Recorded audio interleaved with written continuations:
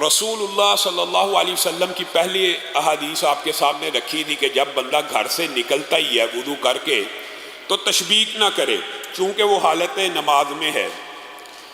اس کی تائید میں اور بھی احادیث موجود ہیں کہ رسول اللہ صلی اللہ علیہ وسلم نے فرمایا جب بندہ وضو کر کے مسجد میں آتا ہے اور اذان ہوئی ہے آ گیا ہے، اذان کے فضائل مناقب انشاءاللہ اگر موقع ملا وہ بھی رکھیں گے۔ اذان جو نماز کا دباچہ ہے، نماز کی پکار ہے، صرف اس کو دینے کے جو فضائل ہیں وہ بھی ایک طویل باب ہے۔ اذان کے بعد مسجد میں آ گیا، ابھی نماز میں 10 منٹ باقی ہیں، 15 منٹ باقی ہیں، اذان سے پہلے آ گیا، رسول اللہ صلی اللہ علیہ وسلم نے فرمایا وہ بندہ جتنی دیر نماز کا انتظار کر رہا ہے وہ حالت نماز میں ہے، جتنی دیر انتظار کر رہا ہے وہ حالت نماز میں ہے۔ اور حل تدری فیما یختصم الملأ الاعلیٰ کی حدیث میں آپ کے سامنے یہ بات رکھی تھی کہ المقص فی المسجد بعد الصلاۃ، یہ بھی تھا کہ نماز کے انتظار میں بیٹھنا، اس کی احادیث تشبیک والی، اور نماز گزر جانے کے بعد ویسے بیٹھنا، اور نماز گزر جانے کے بعد نماز کے انتظار میں بیٹھنا، یہ دو احادیث بھی پہلے آپ کے سامنے رکھ چکے ہیں۔ نماز ابھی آپ نے پڑھی نہیں ہے، قائم نہیں کی، صرف اس کے انتظار میں بیٹھے ہیں تو آپ حالت نماز میں ہیں۔ اب نماز پڑھ لی ہے، سلام پھیر لی ہے، اس کے بعد آپ اپنے مصلی کے اوپر بیٹھے ہوئے جہاں نماز پڑھی ہے، تو اس فضیلت کے اندر وہ تمام جو سابقہ حدیث ہے کہ مسجد میں بیٹھنا نماز کے بعد، وہ ساری کے سارے فضائل اس میں شامل ہیں۔ ایک تو ہے نماز کے انتظار میں بیٹھنا، ایک ہے ویسے ہی انتظار میں بیٹھنا، اس کی کیا فضیلت آپ کے سامنے رکھی تھی؟ وَمَنْ فَعَلَ ذَلِكَ عَاشَ بِخَيْرٍ وَمَاتَ بِخَيْرٍ، جو ایسا کرے گا خیریت سے زندہ رہے گا اور خیریت سے مرے گا، اور وہ اپنے گناہوں سے ایسے پاک ہو جائے گا جیسے آج ہی اپنے ماں کے پیٹ سے پیدا ہوا۔ ان دو روایات کے علاوہ یہ جو حدیث آپ کے سامنے رکھ رہا ہوں یہ نماز سے پہلے بیٹھنے کے اوپر بھی ہے اور نماز کے بعد بیٹھنے کے اوپر بھی ہے۔ وہ کیا ہے کہ پہلے اگر آیا ہے نماز کے انتظار میں بیٹھا حالت نماز میں ہے، یہی فضیلت کافی ہے بات کو سمجھنے کے لیے کہ ابھی تو آپ نے نماز شروع نہیں کی، اللہ تعالیٰ نے آپ کو نماز میں لکھ لیا، آپ 15 منٹ، ویسے آپ نماز کوئی بندہ پڑھنا چاہے 30 منٹ 35 منٹ سے زیادہ آج کل کوئی بندہ نماز نہیں پڑھتا، لیکن آپ ذکر کرتے ہوئے نماز کے انتظار میں بیٹھ جائیں، آپ آدھا گھنٹہ بیٹھ سکتے ہیں، بیٹھنا آسان ہے، آپ کو نماز میں لکھا جا رہا ہے۔ اور اس کا دوسری فضیلت اور اجر و ثواب یہ ہے کہ جب تک آپ نماز کے انتظار میں بیٹھے ہیں فرشتے آسمان سے اترتے ہیں اور آ کے کہتے ہیں اللہم اغفر لہ اللہم ارحمہ، اے اللہ اس کی مغفرت فرما، اے اللہ اس کے اوپر رحم فرما۔ کیا یہ صرف نماز کے انتظار میں بیٹھنے کے لیے نہیں ہے؟ مسند احمد کی حدیث ہے، نہیں، یہ نماز کے انتظار میں جب تک بندہ بیٹھا رہا، آپ لوگوں سے کہتے ہیں، علماء سے کہتے ہیں میرے لیے دعا کر دیجئے، والدین کے بارے میں کہتے ہیں میرے لیے دعا کر دیجئے، میرے لیے دعا کر دیجئے، آپ کے لیے فرشتے دعا کر رہے ہیں، اس سے بڑی آپ کے لیے کیا بات؟ اور فرشتے دعا کیا کر رہے ہیں؟ جامع ہیں، اللہ اس کے اوپر مغفرت فرما اور اس کے اوپر رحمت فرما۔ رحمت کا جو مفہوم ہے وہ بڑا وسیع ہے،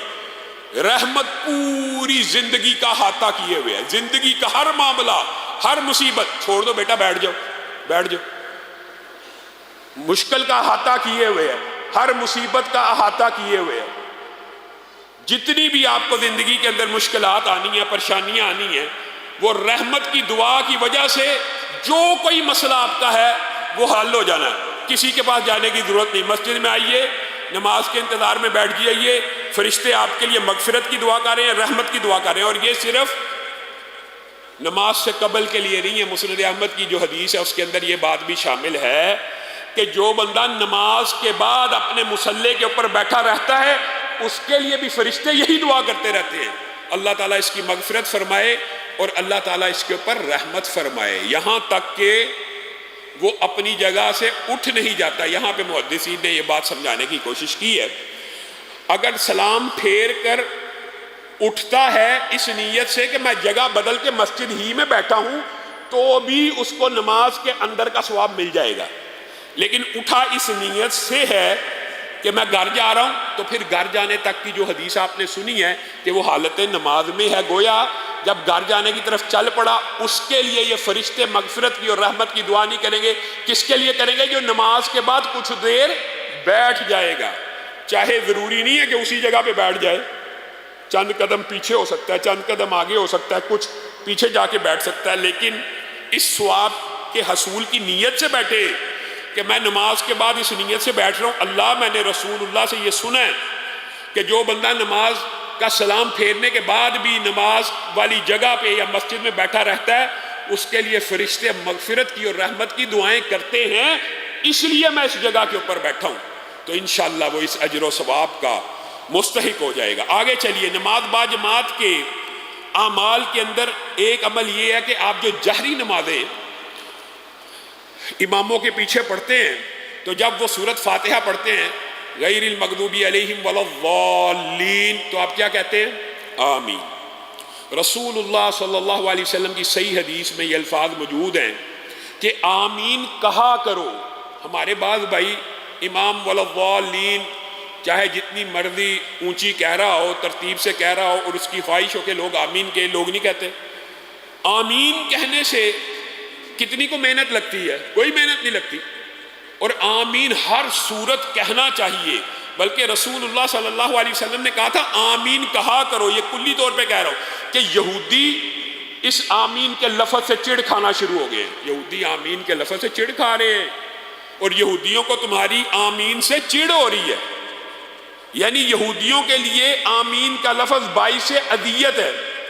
اور صرف اسی کے اوپر بس نہیں ہے، رسول اللہ صلی اللہ علیہ وسلم نے اس امام کے بعد جو آمین کا حکم دیا ہے اس کا اجر و ثواب اور اس کی فضیلت کیا ہے، اور یہ جو بندہ نماز با جماعت پڑھے گا ظاہر ہے وہی پائے گا، جو آیا ہی نہیں وہ اس فضیلت میں کیسے شامل ہوگا؟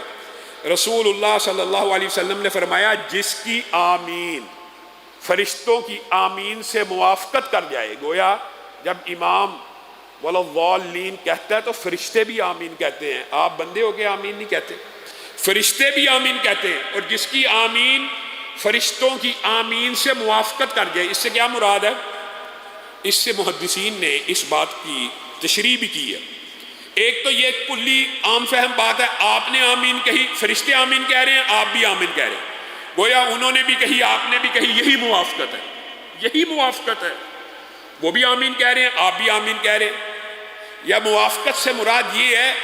کہ جیسے آپ نے آمین کہا اگر اسی لمحے میں فرشتے نے بھی آمین کہا ہے تو موافقت ہوگی، لیکن حقیقت اور راجح بات جو بات سمجھ آتی ہے علماء کا اگرچہ اختلاف موجود ہے، وہ صرف یہ ہے کہ ہر آمین کہنے والا فرشتوں کی آمین کی موافق ہے، کیونکہ فرشتے بھی آمین کہہ رہے ہیں، آپ بھی آمین کہہ رہے ہیں۔ اب اس کے موافق ہونے کا فائدہ کیا ہے؟ رسول اللہ صلی اللہ علیہ وسلم نے فرمایا جس کی آمین کی موافقت فرشتوں کی آمین سے ہو جائے غفر لہ ما تقدم من ذنبہ۔ بتائیے ہم پورے 30 دن روزے رکھیں تو اس حدیث کے مصداق ہے، 30 دن قیام کریں اس حدیث کے مصداق ہے، لیلۃ القدر کا قیام کریں اس حدیث کے مصداق ہے کہ آپ کے سابقہ سارے گناہ معاف۔ لیکن با جماعت نماز اتنی اہم ہے کہ ایک نماز میں امام کے پیچھے آمین کہا آپ کے سارے گناہ معاف ہو گئے، اور رسول اللہ صلی اللہ علیہ وسلم کی بات کے اوپر شک کرنا، وہم کرنا کہ یہ اجر و ثواب ہو نہیں سکتا، بعض لوگوں کے دماغ میں شیطان یہ وسوسے ڈال دیتا ہے کہ ایک طرف 30 روزے رکھنے کا یہ اجر و ثواب ہے، ایک طرف صرف آمین کہنے کا۔ جی ہاں، اللہ کی رحمت ہے، کسی عمل کے بدلے میں جو مرضی ثواب عطا فرما دے۔ صرف امام کے پیچھے جب بھی کوئی یہ کہے گا اور آج آپ نے یہ ارادہ کرنا ہے، بعض بھائیوں کو میں دیکھتا ہوں کہ آمین کہتے ہی، حالانکہ یہ اتنی بڑی باعث اجر اور باعث ثواب بات ہے، تو آج کے بعد آپ نے آمین بھی کہنا ہے تاکہ ہم سب، اللہ تعالیٰ کہنے والا اور سب سننے والے، اس اجر و ثواب کا ہر روز متعدد مرتبہ حصہ بن جائے۔ آگے بڑھیے، رسول اللہ صلی اللہ علیہ وسلم نے فرمایا، اور اس حدیث کو امام البانی نے حسن کہا ہے، علماء کا اس کی سند کے اوپر اضطراب، بعض علماء نے اس کی سند کو مضطرب قرار دیا ہے، لیکن امام البانی بہت بڑے محدث ہیں، انہوں نے تحقیق کر کے اس کی سند کو حسن کہا ہے، اور وہ یہ حدیث یہ ہے کہ جو بندہ با جماعت 40 دن نماز پڑھتا ہے، اللہ رب العزت اس کے لیے 2 انعامات رکھتے ہیں۔ 40 دن باجماعت اگر آپ مسجد میں نماز پڑھ لیتے ہیں، اور مرد کے اوپر نماز ہی مسجد میں ہے، اور اللہ کے فضل و کرم سے اکثر لوگ اس فضیلت کو پا سکتے ہیں محنت توجہ کر کے، رسول اللہ صلی اللہ علیہ وسلم نے فرمایا اس کو 2 پروانے عطا کر دیے جاتے ہیں۔ پہلا پروانہ، یہ شخص جہنم سے آزاد کر دیا گیا۔ اب یہ بتائیے، یہ پروانہ تو اس زمین کے اوپر، دھرتی کے اوپر اللہ رب العزت نے رسول اللہ کے صحابہ کو عنایت کیا تھا، یا کسی صحابی کو منفرد رسول اللہ نے کہا تھا کہ عثمان آج کے بعد کوئی عمل بھی نہ کر، تجھے کبھی بھی کوئی عذاب چھو نہیں سکتا، تیرے لیے جنت ہے۔ تو جو بندہ اس دنیا کے اندر جنت کا پروانہ لینا چاہتا ہے اور جہنم سے مستقل آزادی چاہتا ہے، 40 دن اگر نماز باجماعت پڑھ لے، اس کے لیے فرشتوں کو بھی آرڈر کر دیا جاتا ہے، تختیوں پہ بھی لکھ دیا جاتا ہے، کتابوں پہ بھی لکھ دیا جاتا ہے، آسمان کے جو صحائف ہیں ان پہ بھی لکھ دیا جاتا ہے، رجسٹر ہے ان کے اوپر بھی لکھ دیا جاتا ہے، اس بندے کو اللہ رب العزت نے جہنم سے آزاد کر دیا۔ اور دوسری بات یہ ہے کہ اس کے لیے یہ لکھ دیا جاتا ہے کہ اس کے دل کو اللہ رب العزت نے نفاق سے پاک کر دیا ہے، اور جن کا دل نفاق سے پاک ہو جائے وہ ایمان کی حقیقی لذت کو حاصل کر لیتے ہیں۔ نفاق اتنی بری بیماری ہے، صحابہ رسول اللہ صلی اللہ علیہ وسلم صحابہ کو یہ دعا سکھایا کرتے تھے کہ شرک دبے پاؤں۔ ہم نے شرک کو صرف یہ سمجھا کہ غیر اللہ سے مانگنا ہی شرک ہے، ریاکاری بھی شرک کی ایک قسم ہے، اگرچہ شرک اکبر نہیں ہے، لیکن یہ نفاق دبے پاؤں انسان میں آتا ہے، ریاکاری کی شکل میں آ رہا ہوتا ہے۔ اول انسان خلوص نیت سے عبادت کر رہا ہے، لیکن اتنی آہستگی سے آتا ہے، سجدہ طویل کر لے، رکوع طویل کر لے، ساتھ والا دیکھ رہا ہے، اس طرح دبے پاؤں، دبے ہلکی چاپ، کالی چونٹی کسی رفتار سے اور کالی چونٹی جیسی سیاہی سے انسان کو محسوس ہی نہیں ہوتا کہ میں نفاق کی وادی کے پہلے گڑھے میں اتر چکا ہوں۔ تو جو بندہ 40 دن نماز پڑھتا ہے، وہ اللہ رب العزت اس کے لیے یہ پروانہ بھی جاری کر دیتے ہیں کہ اس کو جہنم سے صرف آزاد نہیں کیا گیا بلکہ نفاق سے بھی ہمیشہ کے لیے آزاد کر دیا گیا، گویا بندہ بچ جاتا ہے۔ آگے آئیے، یہ جو حدیث آپ کے سامنے رکھی تھی کہ نماز پڑھنے سے پہلے بیٹھنا نماز کے اندر ہونا ہے، نماز پڑھنے کے بعد بیٹھنا نماز کے اندر ہونا، اور فرشتے اس کے لیے مغفرت کی دعا کر رہے ہیں، یہ کلی نمازوں کے لیے، ہر نماز کے لیے، ہر نماز باجماعت، ظہر کی ہو، فجر کی ہو، عصر کی ہو، مغرب کی ہو، عشاء کی ہو۔ لیکن بعض فضائل فجر اور عشاء کے علیحدہ بھی ہیں۔ رسول اللہ صلی اللہ علیہ وسلم نے فرمایا اگر تمہیں پتہ چل جائے عشاء اور فجر کی نماز میں کیا ہے، اس کیا ہے سے مراد اجر و ثواب کیا ہے، اگر آپ کو اور مجھے پتہ چل جائے کہ اس کا اجر و ثواب کیا ہے اور بتا بھی دیا پھر بھی ہم غافل ہیں، تو آپ اپنے ہاتھوں اور گھٹنوں کے بل، اور بعد نے اس کی ٹرانسلیشن کی اپنے ہاتھوں اور سرین کے بل چلتے ہوئے، یعنی اتنے بیمار ہو کہ آپ سے چلنا بھی مشکل ہو، لیکن اگر آپ کو حقیقت میں پتہ چل جائے نا ان 2 نمازوں کو باجماعت ادا کرنے کے بدلے اللہ نے قیامت میں دینا کیا ہے، تو آپ کرالنگ کرتے ہوئے، ایک ہے ہاتھ اور گھٹنوں کا ترجمہ، ہاتھ اور گھٹنوں کی چال آپ بچے کو دیکھتے ہیں، اول جب بھی کوئی بچہ چلتا ڈرتا ہے تو ہاتھ اور گھٹنوں کے اوپر رڑتا ہے، تو آپ ہاتھ اور گھٹنوں کے اوپر رڑتے ہوئے آ جائیں گے، چھوڑیں گے نہیں۔ اور آج ہم کیوں چھوڑتے ہیں؟ نیند آئی ہوئی ہے، نزلہ لگا ہوا ہے، زکام ہے، بیماری ہے، چھوٹی سے چھوٹی بیماری کو شرعی عذر بنا کے نمازوں سے پیچھے رہ جاتے۔ اگر آپ کو پتہ چل جائے اس کا اجر و ثواب کیا ہے، بیمار بھی ہوں، کتنے بیمار کے چل ہی نہیں سکتے، پھر بھی آپ کرالنگ کرتے ہوئے آئیں اس نماز کو پکڑنے کے لیے۔ اور دوسری جو ٹرانسلیشن ہے کہ ہاتھوں اور سرین کے بل آئیں، یہ آپ نے معذور کچھ لوگ دیکھے ہوں گے جن کی ٹانگیں نہیں ہوتی، وہ کیسے چل رہے ہوتے ہیں؟ دونوں ہاتھوں کے اوپر اور دونوں اپنی پشت کو زمین پہ لگا کے، کبھی ہاتھ لگاتے کبھی پشت لگاتے، یا کرالنگ کرتے ہوئے آئیں یا ہاتھوں اور پشت اور سرین کے بل گھسیٹتے ہوئے مسجد میں آ جائیں، اگر آپ کو پتہ چل جائے کہ اس کا اجر و ثواب کیا ہے اور اس میں اللہ رب العزت کی کتنی رحمتیں۔ اور پھر رسول اللہ صلی اللہ علیہ وسلم نے فرمایا جس نے عشاء کی نماز امام کے ساتھ ادا کی، یہ سارے فضائل امام کے ساتھ ہیں، اور ہماری بہنیں و بیٹیوں کو یہ سارے کے سارے اجر و ثواب گھر میں بیٹھے مل جانے ہیں، یہ بھی محدثین نے ابواب باندھے ہیں اور لکھا ہے کہ جس طرح نماز کے انتظار میں مسجد میں بیٹھنے والے کے لیے فرشتے مغفرت کی دعا کرتے ہیں، اگر کوئی بہن بیٹی ظہر کا ٹائم ہوا ہے اس سے کچھ دیر پہلے جا نماز پہ بیٹھ جائے گی، اس سارے کے سارے ثواب کی مستحق ہو جائے گی۔ جائے نماز کے بعد بیٹھ جائے گی، اس سارے کے سارے ثواب کی مستحق ہو جائے گی۔ اسی طرح یہ جتنے بھی ثواب ہیں پہلے بھی آپ کے سامنے رکھنا، اس میں عورت اور مرد شامل ہے، اور عورت بغیر جماعت کے شامل ہے اور مرد جماعت کے ساتھ شامل ہے۔ جو بندہ عشاء کی نماز امام کے ساتھ ادا کرے، رسول اللہ صلی اللہ علیہ وسلم نے فرمایا اس کا اجر و ثواب ایسے ہے کہ گویا اس نے آدھی رات کا قیام کر لیا۔ عشاء کے بعد آپ بیٹھے نہ بیٹھے، آپ نے عشاء کی نماز صرف امام کے ساتھ ادا کی ہے،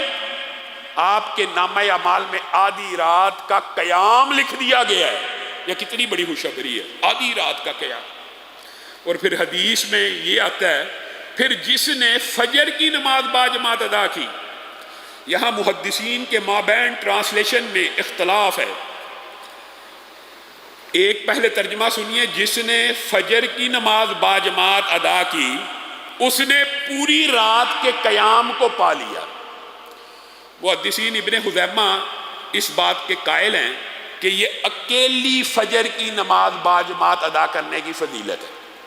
گویا ان کے خیال میں اکیلی باجماعت فجر کی نماز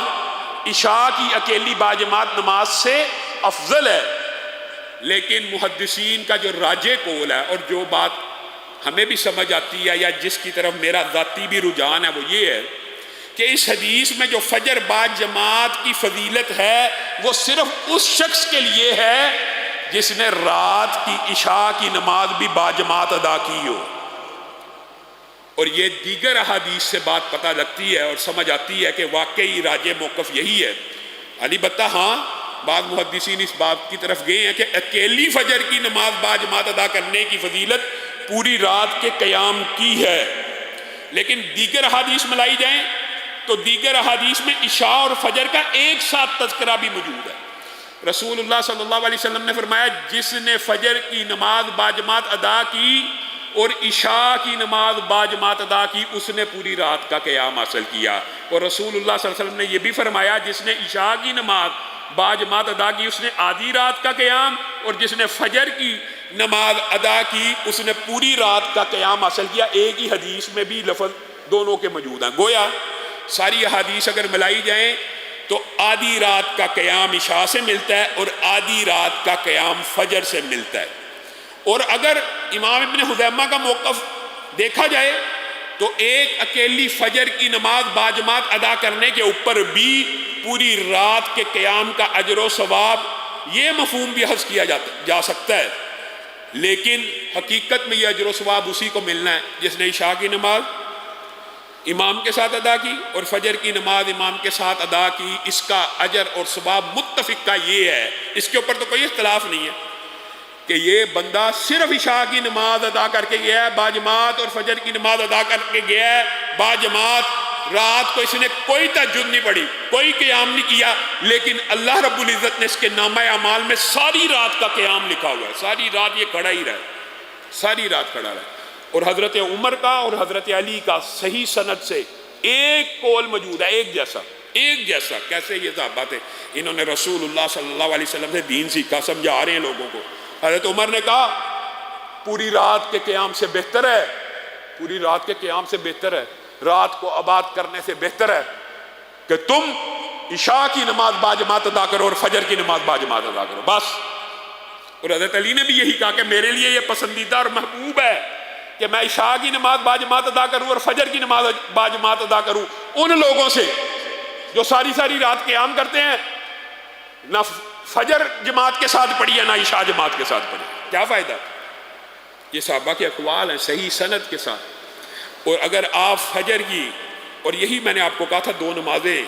منافقوں کے اوپر اور کم ایمان والوں کے اوپر اور کمزور ایمان والوں کے اوپر اور بھاری ہیں، اور ٹریننگ اور تربیت کے لیے، اصلاح کے لیے، اپنے نفس کو کچلنے کے لیے یہی دو نمازیں جو انسان کی اصلاح اور تربیت اور ٹریننگ کر سکتی ہیں۔ اس لیے فجر کی نماز کی ایک اسپیشل فضیلت البتہ الگ بھی موجود ہے، وہ کیا ہے؟ رسول اللہ صلی اللہ علیہ وسلم نے فرمایا، باقی تو آپ نے حدیث سن لی بیٹھنے کی پہلے اور بعد میں کہ فرشتے اس کے لیے مغفرت کی دعا کرتے ہیں وغیرہ،